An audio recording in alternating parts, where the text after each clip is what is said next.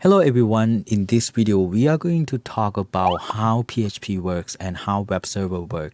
In the last video we've learned how to install XAMPP as a software development tool. So let's dig into the concept of web server before we jump right into coding. As you know that PHP is a server-side language. PHP run on a web server. Let me draw you a picture over here. For example, we have a web server over here.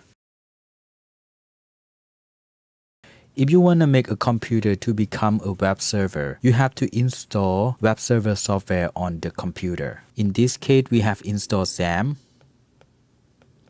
And XAMPP comes with Apache.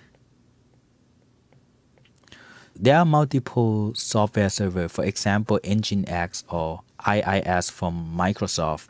When you install Apache on your computer, it's actually open port 80 on your computer at localhost. So the IP is localhost and the port number is 80. Actually, you can point this URL with domain name. For example, if I point domain name worldwideweb.devtermin to this web server, when I access this domain name, it's going to access to this server.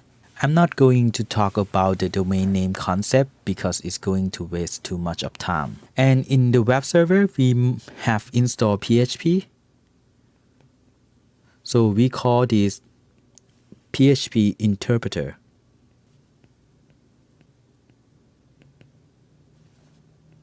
Normally, this PHP interpreter will use to translate PHP language to HTML, or it can be other type of content type. XAMPP actually come with database. It comes with MySQL, and we use MySQL to store data. Actually, PHP cannot store data. Whenever it need data, it go to MySQL.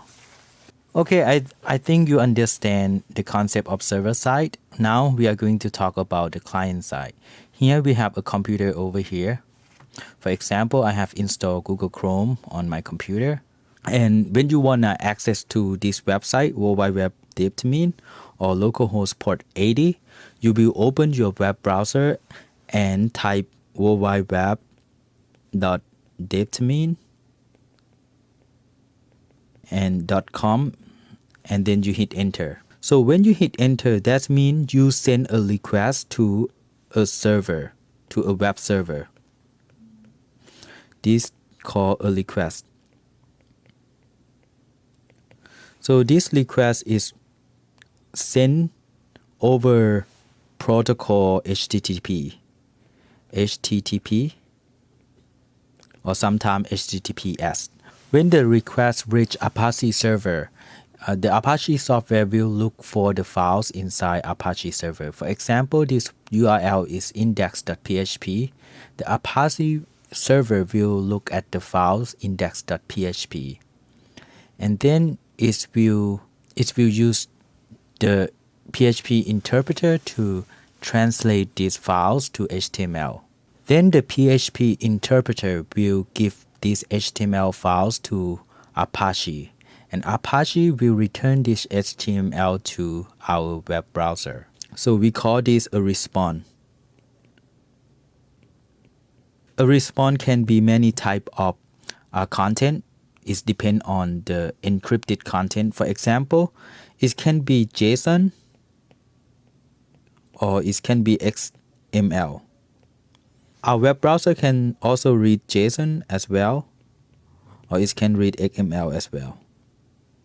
It can understand HTML, so to web browser. If there is a request that needs data from the database, PHP will send a request to database or make a connection to a database to fetch data from the database. We call this connection.